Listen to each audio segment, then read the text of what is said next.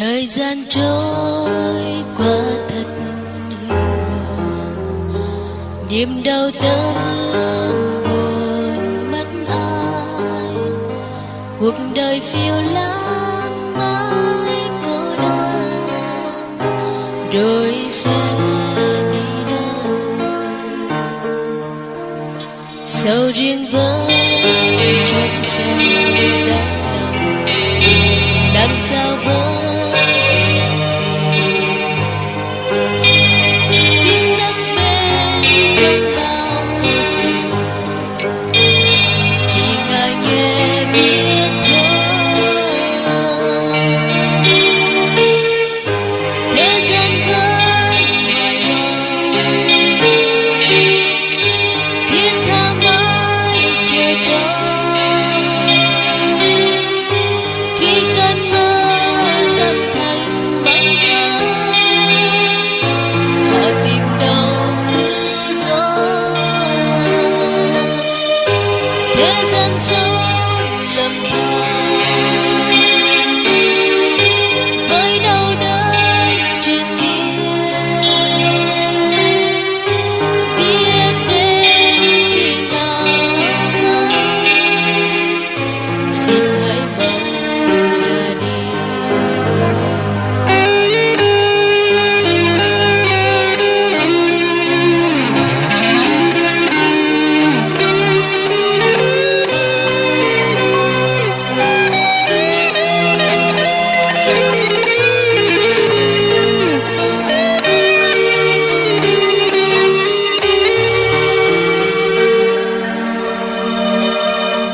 Được Ngài ban cho bao phước hạnh, đàn đèn soi ra thế gian, cùng Ngài chia sót những đắng cay với bốn đau thương. Niềm tin yêu sẽ về đâu, tình yêu thương trường thế giới khao khao nghe tiếng lòng,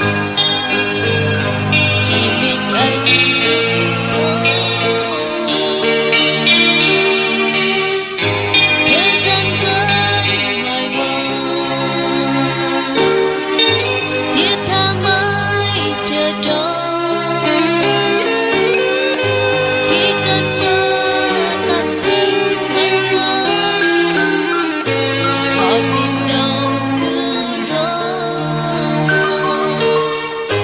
Thế gian sống lầm than với đau đớn trên biển, biết đến khi nào xin hãy mau ra đi.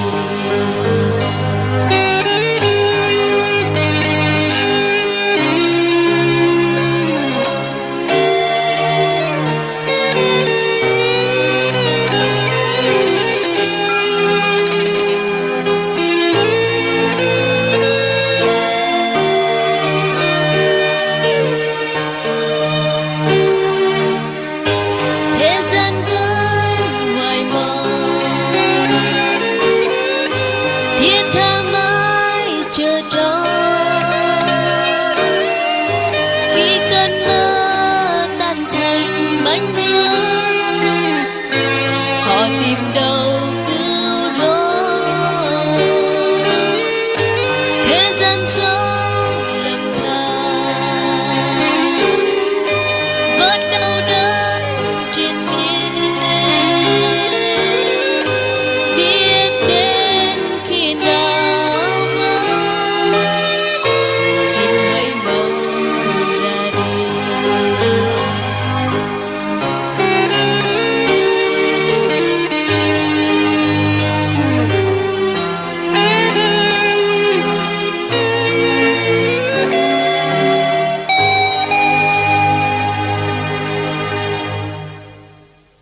Làn hơi huyết sẽ được phép bắt đầu. Nhưng vợ cá trong cho công lớn lao nhất mà cuộc sống đã ban tặng cho lại người chúng ta từ kết quả của sự yêu thương để thể hiện những tình cảm. Với mong nghe mong cho hợp mắt là người mong cho các sản phẩm mà bà mẹ là ở đây mong tập pre là có pre cho lại chỉ cùng một bro nhớ bên dòng tê ta lại tại chế bát nhà lê pro nhà rồi là cái nan lục ba là có dòng tê ta bát nhà ho nhớ kalau biết con rồi có hẹp lúa có hẹp từ mấy ini cái bằng biết ta mong vấp hàng tele po tigan prongpren mang tele khắp binh ta tùy thầu lên một đợt cây khăm một đợt mồi đứng trình tele khắp lo ini kami untuk apa ini senok mohon kita kau mitbah apa punya ke ni sang hangai kau ta pakai kau punya hàng bọc nhật bani tapi aku mak be cok ya tabai khắp pada mong anak này harbit lang na popo cok pin yang penal rup betul dua jih yang kelak harbit yang mi harbit yang ma kecok men mi maknya hama dua jih mak dua cok tal dua dengi popo bedi ke mi masa ano gah mau biar deng gah ada moy deng mereka ketemu jeng pertama lenteng mau biar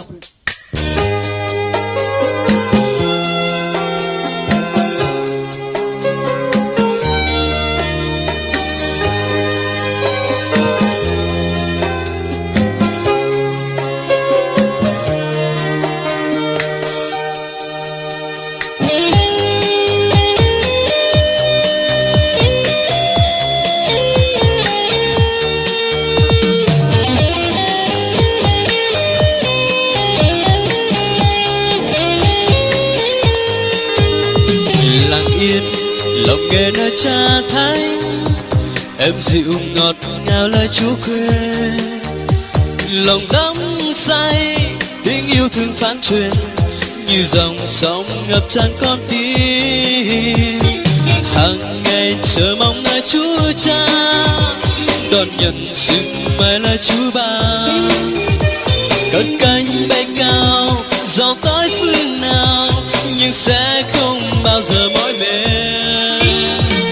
thật người nào trong mong Chúa Cha như vườn xinh tươi hoa sắc hương giông tố mưa rơi nhưng chẳng phai tàn đem phước ân cho mọi người là Cha lòng con luôn tôn kính xin được thần linh dỗ khuê nguyện hướng lên tiếng yêu thương khấn cầu như dòng sông ngập tràn con tim hàng ngày chờ mong nơi Chúa Cha đón nhận sức mời nơi Chúa ban cất cánh bay cao dòng tới phương nào nhưng sẽ không bao giờ mỏi mệt thân người nào trong mong Chúa Cha như vườn xinh tươi hoa sắc hương giông tố mưa rơi nhưng chẳng phai tàn đem phước ân cho mọi người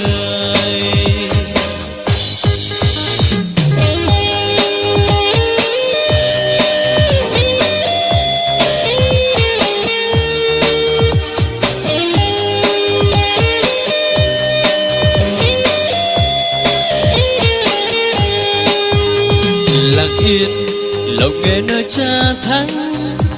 em dịu ngọt ngào lời Chúa quê lòng đắm say tiếng yêu thương phán truyền như dòng sông ngập tràn con tim hàng ngày chờ mong nơi Chúa Cha đón nhận sức mời nơi Chúa ban cất cánh bay cao dòng tới phương nào nhưng sẽ không bao giờ mỏi mệt thật người nào trong mong Chúa Cha như vườn xinh tươi hoa sắc hương giông tố mưa rơi nhưng chẳng phai tàn đem phước ân cho mọi người giông tố mưa rơi nhưng chẳng phai tàn đem phước ân cho mọi người